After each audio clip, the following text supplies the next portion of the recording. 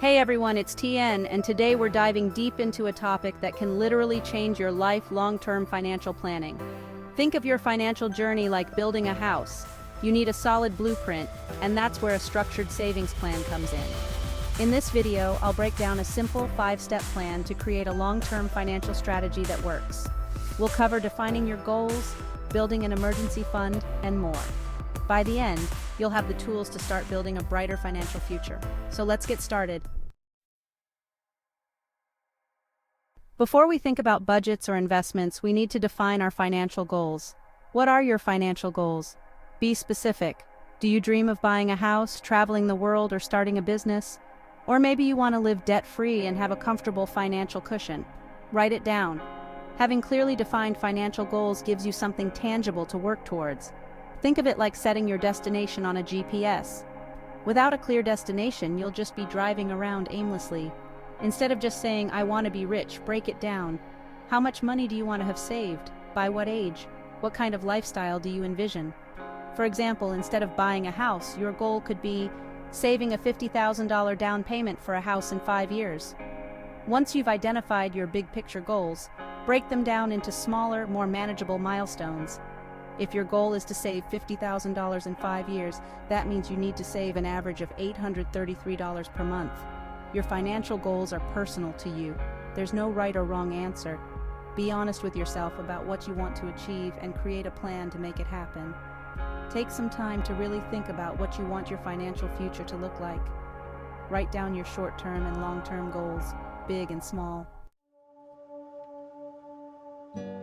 Now that we've got a clear picture of where we want to go, it's time for a financial reality check. This is where we take a good, hard look at our current financial situation. Think of it like going to the doctor for a checkup.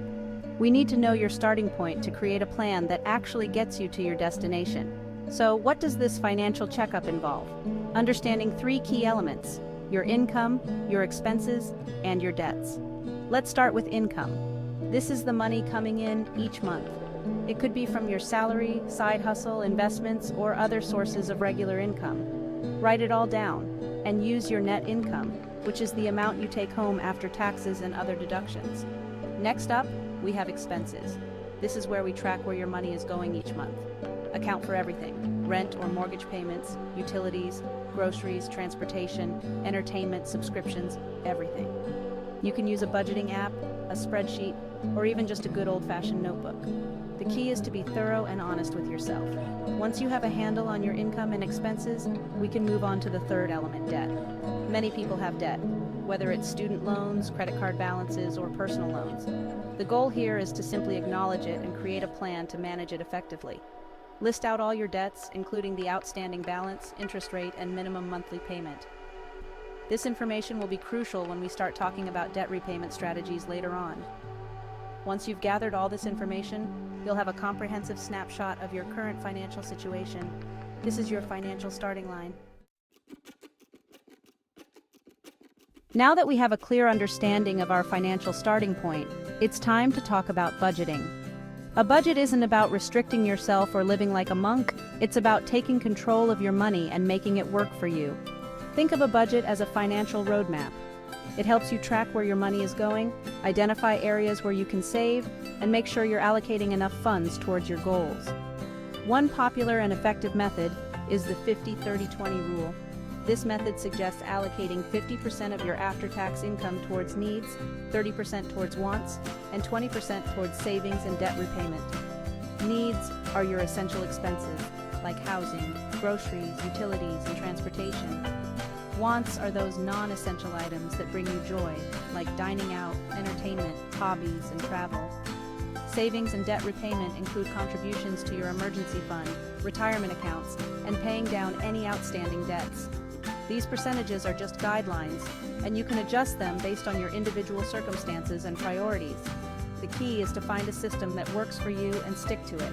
Creating a budget is only half the battle. The real magic happens when you actively track your spending and hold yourself accountable. There are tons of budgeting apps and software programs that can connect to your bank accounts and credit cards, automatically categorizing your transactions and giving you real-time insights into your spending habits. Even if you prefer a more analog approach, there are plenty of printable budget templates and spreadsheets available online that can help you stay organized. The important thing is to find a method that you'll actually use consistently. Budgeting might seem tedious at first, but the peace of mind and financial clarity it provides is well worth the effort. Now let's talk about something crucial for a solid financial plan: building an emergency fund. Life is unpredictable, and unexpected expenses can pop up when you least expect them. A sudden medical bill, a car repair, or even job loss.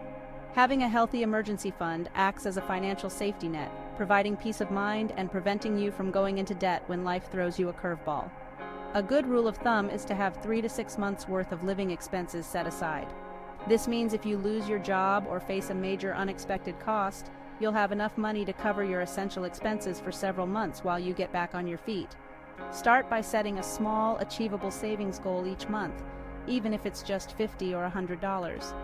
As you get into the habit of saving and start to see your emergency fund grow, you can gradually increase your savings amount. Look for ways to boost your savings by cutting back on unnecessary expenses, picking up a side hustle, or selling items you no longer need. Choose a safe and accessible account, such as a high-yield savings account or a money market account. Remember, your emergency fund is not for impulse purchases or investing in risky ventures. It's there to protect you from financial hardship in the face of unexpected events. We've defined our goals, assessed our financial situation, created a budget, and established an emergency fund. The final step in creating a solid long-term financial plan is to review and adjust it regularly. Life is constantly changing, and your financial plan needs to be flexible enough to adapt to those changes. I recommend doing a thorough review at least once a year, but ideally every quarter or even monthly, especially during times of significant life changes.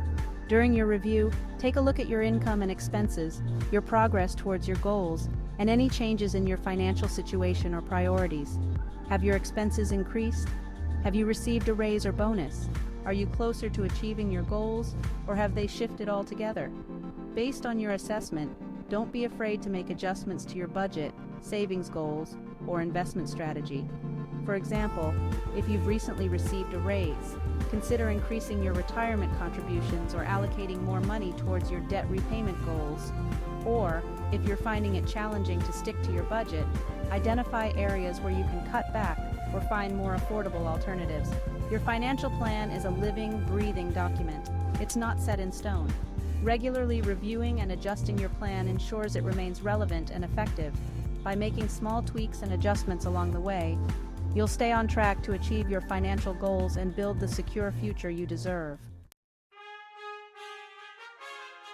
So there you have it, 5 simple yet powerful steps to create a solid long-term financial plan.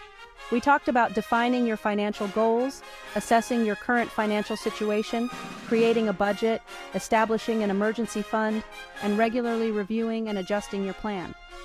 Remember, achieving financial freedom isn't about overnight success or drastic measures. It's about making conscious, consistent choices that align with your values and goals. It's about taking control of your finances one step at a time. The journey to financial freedom starts with a single step. So, what are you waiting for? Take action today, apply these steps, and start building the brighter financial future you deserve.